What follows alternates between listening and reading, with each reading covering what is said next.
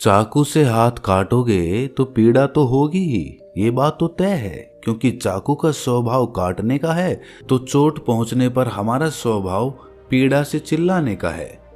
अब आप इसे चाहे कैसे भी समझें, लेकिन कुछ विधि के विधान होते हैं, नियम होते हैं, और उन्हीं नियमों के अनुसार ये दुनिया चलती है। बहुत पुरानी कहावत है, जैसा कर्म करोगे वैसा ही फल पाओगे। मतलब अच्छे कर्म करोगे तो अच्छे फल पाओगे और बुरे कर्म करोगे तो बुरे फल पाओगे। ये हम सब ने सुना तो है, लेकिन अंदर से विश्वास इस पे हम बहुत कम कर पाते हैं, क्योंकि हमें लगता है कि अच्छे कर्मों का अच्छा फल हमें नहीं मिलता है। या फिर ये आपके मन का वहम है, क्योंकि आप सच्चाई नहीं देख पा रहे, असलियत नहीं देख पा रहे। क्योंकि कर्मों का विधान, कर्मों का नियम तो अपने तरीके से ही काम करता है, वो आपके सोचने से बदल नहीं जाता। आज की जो बोध कहानी मैं आपको सुनाने वाला हूँ, उसमें आपको कर्मों का पूरा लेखा जोखा समझ में आ जाएगा कि कर्म किस प्रकार हमारे जीवन को निर्धारित करते हैं। और ये कहानी समझने के बाद आप अपने जीवन में अच्छे कर्मों से कैसे सफल बन सकते हैं, वो भी सूत्र पता चल जाएंगे। इससे पहले कि आप इस कहानी में खो जाएं, इस चैनल को सब्सक्राइब जरूर कर लें। तो चलिए कहानी शुरू करते हैं। एक नगर में एक व्यापारी रहता था। वो व्यापारी बहुत धनवान था। अपने नगर के बड़े बड़े व्यापारियों में उसका नाम लिया जाता था। अपने खुद के नगर में भी उसका बहुत नाम था। फिर एक दिन शुभ घड़ी में उसे एक पुत्र प्राप्त हुआ। फिर उस पुत्र के जन्म पर व्यापारी बहुत खुश हुआ। उसने अपने पुत्र का नाम सोमनाथ रख दिया। व्यापारी ने सोचा कि अब उसका पुत्र बड़ा होकर उसके कारोबार को संभाल लेगा और वो अपने नगर का सबसे बड़ा व्यापारी बन जाएगा। उस व्यापारी ने अपने पुत्र का अच्छे से लालन पालन किया, उसे अच्छे से पढ़ाया लिखाया, और उनके पुत्र सोमनाथ ने भी बड़े होकर अपने पिता के व्यवसाय में हाथ बटाना शुरू कर दिया। पिता अपने पुत्र को ऐसे काम करते देख बहुत प्रसन्न होते थे। फिर जब सोमनाथ कुछ समझदार हो गया तो व्यापारी ने अपने पुत्र सोमनाथ का विवाह एक सुंदर युवती के साथ करवा दिया। सोमनाथ भी बहुत खुश था। सोमनाथ शादी होने तक तो अपने पिता के साथ व्यवसाय में हाथ बटाता रहा, लेकिन फिर अचानक ही सोमनाथ में कुछ परिवर्तन आने लगे। वो दिन भर अपने दोस्तों के साथ घूमने लगा। धीरे धीरे सोमनाथ को एक बहुत बुरी आदत ने पकड़ लिया। वो रोज अपने दोस्तों के साथ जुआ खेलने लगा। सोमनाथ अब ना तो अपने घर रहता था और ना ही अपने पिता के व्यवसाय में कोई हाथ बटाता था। वृद्ध होने के कारण उनके पिता व्यापार की देखभाल नहीं कर पाते थे, और सोमनाथ तो व्यापार की देखभाल करना तो दूर की बात रही, वो तो अपने पिता के द्वारा कमाए गए धन को जुए में उड़ा रहा था। व्यापार की देखभाल नहीं होने के कारण धीरे धीरे उसका व्यापार में भी बहुत नुकसान होने लगा। सोमनाथ के पिता ने सोमनाथ को भी बहुत समझाया कि मैंने इतनी मेहनत करके इतना बड़ा व्यापार खड़ा किया है, तुम इस जुए खेलने की आदत को, इस गंदी आदत को छोड़ दो, नहीं तो एक दिन ऐसा आएगा जब तुम्हारे पास कुछ भी नहीं बचेगा, कोई तुम्हारा साथ नहीं देगा, फिर तुम पछताओगे। इसीलिए तुम समय रहते संभल जाओ। लेकिन सोमनाथ ने तो अपने पिता की एक भी नहीं सुनी। वो तो उनकी बातों को सुनकर अनसुना कर देता था। ऐसे ही समय धीरे धीरे गुजरता रहा। समय के साथ उसके पिता और भी बूढ़े हो चले थे और उनको बीमारियों ने जकड़ लिया। कुछ समय के बाद ही उस व्यापारी की मृत्यु हो गई। अपने पिता की मृत्यु पर भी सोमनाथ को बिल्कुल भी अफसोस नहीं था। उसके चेहरे को देखने से ऐसा लगता था कि उसे कोई दुख नहीं है। ऐसा लग रहा था कि मानो उसके पिता की मृत्यु के बाद तो उसे आजादी मिल गई हो। अब उसे कोई कहने सुनने वाला नहीं था। अब तो सोमनाथ पहले से भी अधिक जुआ खेलने लगा था। सोमनाथ जुआ खेलकर एक बहुत बड़ा आदमी बनना चाहता था। वो एक दिन में ही जुए में हारी गई रकम को जीतकर एक बड़ा आदमी बनना चाहता था, जिसके कारण अब वो जुए में बड़े बड़े दांव पेच लगाने लगा था। सोमनाथ की माँ ने सोमनाथ को बहुत समझाया कि बेटा, तुमने बहुत सारा धन गंवा दिया है, अब जो थोड़ा बहुत धन बचा है उसे भी लुटाने पर क्यों लगे हुए हो। लेकिन वो कहते हैं ना कि जब नाश मनुष्य पर छाता है तो पहले विवेक मर जाता है, यानी कि बुद्धि मर जाती है। सोमनाथ अपनी माँ की बात एक कान से सुनता था तो दूसरे कान से निकाल देता था। उसे किसी बात का कोई फर्क नहीं पड़ता था। सोमनाथ अब बस दिन रात जुआ खेलने में व्यस्त रहता था। सोमनाथ के पास कोई कुबेर का खजाना तो था नहीं जो कभी खत्म ही नहीं होता। धीरे धीरे सोमनाथ का सारा खजाना खत्म होने लगा। फिर एक दिन ऐसा आ गया जब सोमनाथ के पास कुछ भी नहीं बचा था। जुआ खेलने में उसने सारा धन खत्म कर दिया था। वो अपना सब कुछ गंवा चुका था। जब सोमनाथ की माँ को ये बात पता चली कि उसका बेटा जुए में सब कुछ हार चुका है तो उसकी माँ की मृत्यु हो गई। उसकी माँ को बहुत बुरा आघात लगा जिससे उसकी हृदय गति रुक गई। लेकिन सोमनाथ को तो अपनी माँ की मृत्यु पर भी कोई अफसोस नहीं था। उसे किसी भी बात से कोई फर्क ही नहीं पड़ता था। ऐसा लगता था जैसे उसकी संवेदना खत्म हो चुकी थी। उसके लिए कोई जिए या कोई मरे, वो तो दिन भर जुआ ही खेलता रहता था। सोमनाथ तो व्यापारी का बेटा था ही तो उसे कर्ज लेने में कोई दिक्कत नहीं आई। लेकिन सोमनाथ ने वो धन भी जुए में खत्म कर दिया। जुआ एक ऐसी लत है जो आपको एक जीतने की उम्मीद देती है लेकिन आप जीत कभी नहीं पाते। अब सोमनाथ के ऊपर बहुत सारा कर्ज हो चुका था। उसके घर में 2 वक्त का खाना खाने जितना भी धन नहीं बचा था। अब तो सोमनाथ की हालत बहुत बुरी हो गई थी। अब उसके पास ना तो खाना खाने के लिए धन बचा था और ना ही कपड़े पहनने के लिए धन बचा था। वो बिल्कुल कंगाल हो चुका था। अब पूरे नगर में सबको पता चल चुका था कि सोमनाथ कंगाल हो चुका है। उसके पास कुछ भी नहीं है। जब सोमनाथ किसी से मदद मांगने जाता तो उसे सब मना कर देते। एक समय वो भी था जब उसके परिवार का नाम नगर के बड़े बड़े व्यापारियों में लिया जाता था।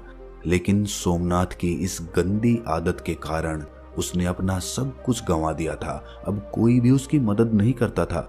लोग उसी मनुष्य की इज्जत करते हैं जो मेहनत से कमाता है और अपने जीवन में एक कामयाब इंसान बनकर दुनिया के सामने एक उदाहरण पेश करता है।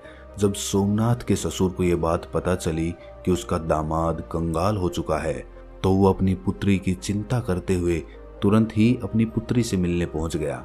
उसने वहां जाकर देखा कि उसकी पुत्री तो बहुत दुखी है। उसकी पुत्री ने फटे पुराने कपड़े पहने हुए थे। भूख के कारण उसका गुलाब सा चेहरा मुरझा चुका था। अपनी बेटी की ऐसी हालत देखकर उनको सोमनाथ पर बहुत गुस्सा आया। उसने अपनी बेटी को अपने साथ घर ले जाने का निश्चय कर लिया था। उसने ना ही सोमनाथ को कुछ कहा और ना ही कुछ सुना। अपनी पुत्री को लेकर अपने घर चल दिए। जब सोमनाथ अपने घर पहुंचता है तो उसे पता चलता है कि उसकी पत्नी को तो उसके ससुर जी अपने साथ ले गए हैं। ये देखकर सोमनाथ बहुत दुखी होता है। अब वो बिल्कुल ही अकेला पड़ चुका था। अब ना तो उसके पास पैसा था, ना पत्नी थी और ना ही उसके माता पिता थे। सब लोग उसे अकेला छोड़कर जा चुके थे। अब सोमनाथ को अपने पिता की हर वो बात याद आने लगी जो उसके पिता ने उसे समझाई थी। उसकी ऐसी हालत का जिम्मेदार वो स्वयं था। वो अचानक अपने आप से ही बातें करने लगा। उसने कहा कि एक दिन ऐसा था जब मेरी गिनती नगर के बड़े बड़े व्यापारियों में होती थी और आज मेरे पास खाने के लिए खाना तक नहीं है।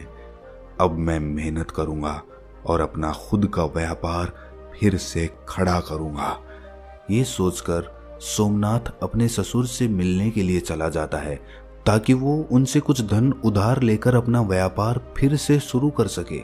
सुबह होते ही वो अपने ससुर से मिलने के लिए निकल पड़ता है। ससुराल पहुंचकर वो अपनी हालत को देखकर रोने लगता है। अपने फटे पुराने कपड़ों को देखकर वो सोचता है कि वो अपने ससुराल में ऐसे फटे पुराने कपड़ों में तो नहीं जा सकता। मैं साफ सुथरे कपड़े पहनकर ही अपने ससुर से मिलने जाऊंगा और अगर वो फटे पुराने कपड़ों में ससुराल जाएगा तो उसकी बची खुची इज्जत भी खत्म हो जाएगी। ये सब सोचकर वो इधर उधर देखने लगा। उसकी नज़र एक कपड़े की दुकान पर पड़ी, लेकिन शाम हो जाने के कारण वो दुकान बंद हो चुकी थी। सोमनाथ ने निश्चय किया कि वो सुबह तक वहीं इंतजार करेगा। जैसे ही दुकान खुलेगी तो वो अपने ससुर का नाम लेकर कपड़े खरीद लेगा और जब ससुर जी से उसे पैसे मिलेंगे तब वो उस दुकान की उधार चुका देगा। अपने फटे पुराने कपड़ों में ससुराल वालों के घर जाने से अच्छा है कि मैं एक रात इस दुकान के बाहर ही गुजार दूं। ये सब सोचकर सोमनाथ उस कपड़े की दुकान के बाहर ही सो जाता है। सोमनाथ भूख के मारे इधर उधर करवटें ले रहा था। तभी सोमनाथ ने देखा कि एक युवक चुपचाप दुकान के भीतर जा रहा है। उस युवक के भीतर जाने के कुछ देर बाद ही एक स्त्री भी दबे पांव उस तरफ आई और दुकान के अंदर चली गई। सोमनाथ को वो स्त्री अंधेरे में भी जानी पहचानी लग रही थी। सोमनाथ ने उस स्त्री को ठीक ढंग से देखने के लिए दुकान की खिड़की से बाहर झांका। वहां पर उसने जो देखा वो देखकर उसके होश उड़ गए, क्योंकि वो औरत कोई और नहीं बल्कि उसकी ही पत्नी थी। फिर सोमनाथ ने अपनी पत्नी और उस युवक की बातें ध्यान से सुनी। सोमनाथ की पत्नी उससे कह रही थी कि हे मेरे प्राण प्रिय, तुमसे बहुत प्रेम करती हूँ और मैं तुमसे विवाह करके पूरी जिंदगी तुम्हारे साथ रहना चाहती हूँ। मैंने आज तुम्हें यहाँ एक राज की बात बताने के लिए बुलाया है ताकि हम विवाह करने के बाद आराम से रह सकें। हमारे पास किसी भी चीज की कोई कमी ना हो। उस युवक ने बड़ी ही उत्सुकता के साथ पूछा कि कौन सा राज? तुम किस राज की बात कर रही हो? फिर सोमनाथ की पत्नी ने उस युवक से कहा कि मेरे ससुर जी बहुत धनी व्यापारी थे। उन्होंने अपने जीवन में बहुत ही कठिन परिश्रम किया था और खूब सारा धन कमाया था, और उन्होंने 4 घड़े सोने के सिक्कों से भरवाकर मकान के चारों कोनों में गड़वा दिए थे। ये काम उन्होंने इसलिए किया था ताकि बुरे समय में उस धन का उपयोग किया जा सके। उन्होंने अपने जुआरी बेटे को इस धन के बारे में कभी नहीं बताया, क्योंकि उनको डर था कि कहीं उनका जुआरी बेटा उस धन को भी जुए में ना उड़ा दे। फिर सोमनाथ की पत्नी ने उस युवक से कहा कि तुम जल्दी से मेरे ससुराल जाओ और मेरे मूर्ख पति से वो मकान खरीद लो। वो मकान तुम्हें आसानी से दे देगा, क्योंकि उसने अपनी सारी जमा पूंजी तो जुए में ही हार दी है। फिर तुम उस मकान के चारों कोनों की खुदाई करना और उन चारों घड़ों को अपने कब्जे में कर लेना, जिसके बाद हमें कभी भी धन कमाने की आवश्यकता नहीं पड़ेगी और फिर हम पूरा जीवन खुशी से रहेंगे। अपनी पत्नी के मुंह से ये सारी बातें सुनकर उसे बहुत दुख हुआ। वो सोचने लगा कि आज मेरी बुरी आदतों के कारण मेरी पत्नी मेरी नहीं रही, बल्कि वो किसी दूसरे पुरुष के साथ होली, उसका साथ दे रही है, उससे विवाह करने की योजना तक बना रही है। लेकिन मैं ऐसा कभी होने नहीं दूंगा। मैं अपने पिता की कमाई हुई दौलत को इस आदमी के हाथों तो कभी नहीं जाने दूंगा। माना कि मैं बुरी संगत में पड़ गया था, मुझे जुआ खेलने की गंदी लत लग गई थी, लेकिन अब मुझे सब कुछ समझ में आ चुका है। अब मैं अपने पिता की दौलत को इस तरह लूटने नहीं दूंगा। ये सब सोचकर सोमनाथ तुरंत अपने नगर के लिए निकल जाता है। सुबह होते होते वो अपने घर पहुंच जाता है। घर पहुंचकर वो बिना कोई समय गंवाए अपने घर के चारों कोनों की खुदाई करना शुरू कर देता है। खुदाई करने के थोड़ी ही देर बाद उसे वो चारों घड़े मिल जाते हैं। फिर वो उन चारों घड़ों से सोने के सिक्कों को निकाल लेता है और उन घड़ों में कोयला भरकर वापस उसी जगह पर रख देता है। इसके बाद सोमनाथ अपनी पत्नी के प्रेमी का इंतजार करने लगता है। कुछ दिनों के बाद उसकी पत्नी का प्रेमी उसके घर पर आता है। वो उसके घर आकर कहता है कि मैंने सुना है कि ये मकान बेचने के लिए उपलब्ध है। तुम मुझे ये घर बेच सकते हो, क्योंकि मैं इस नगर में अपना व्यवसाय शुरू करना चाहता हूँ। मुझे घर की ज़रूरत है और तुम्हें पैसों की ज़रूरत है। हम दोनों की ज़रूरतें पूरी हो जाएंगी। सोमनाथ तो इसी मौके के इंतजार में था। उसे उस आदमी की सारी योजना पहले से ही पता थी।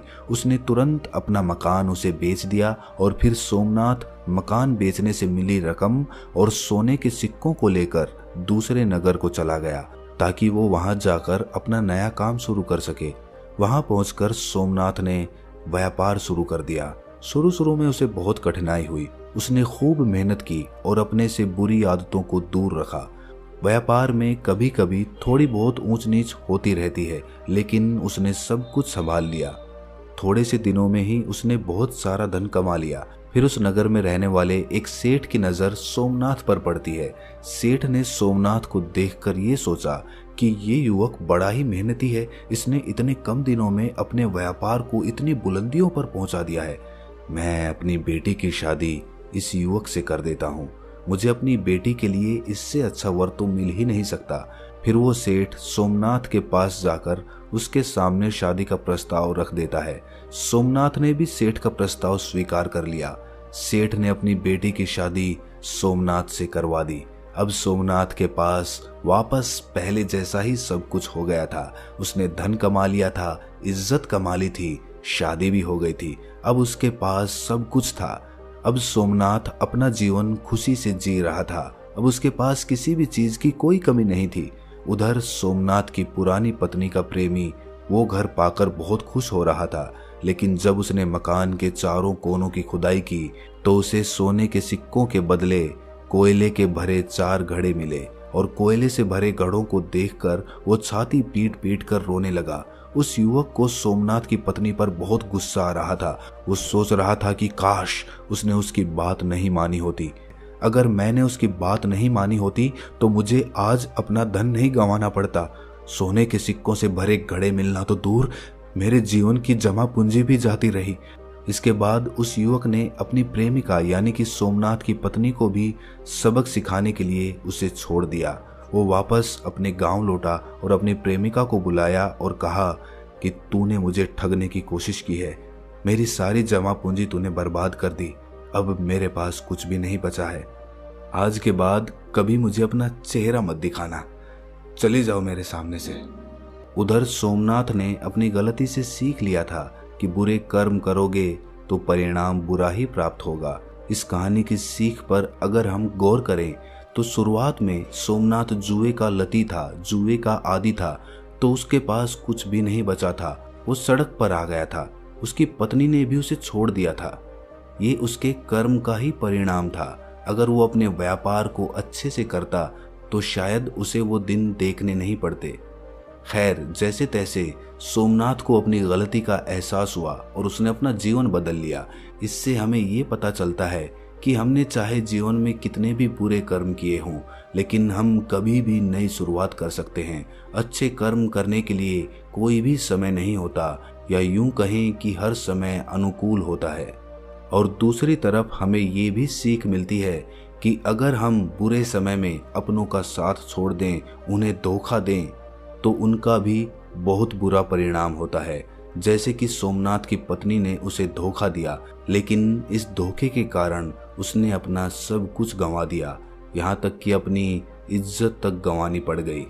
अगर सोमनाथ की पत्नी केवल उसकी बुरी लत की वजह से उससे दूर चली गई थी तो वहां तक भी उसने कुछ गलत नहीं किया था, क्योंकि इसकी वजह खुद सोमनाथ था। लेकिन अपने प्रेमी के साथ मिलकर अपने पति को ही छलने की योजना बनाना उसे बहुत महंगा पड़ा। तो दोस्तों, कैसी लगी ये कहानी आपको कमेंट सेक्शन में ज़रूर बताना, और अच्छी लगी हो तो इस चैनल को सब्सक्राइब ज़रूर कर देना। तो मिलते हैं अगली किसी कहानी में, तब तक के लिए अपना ख्याल रखें।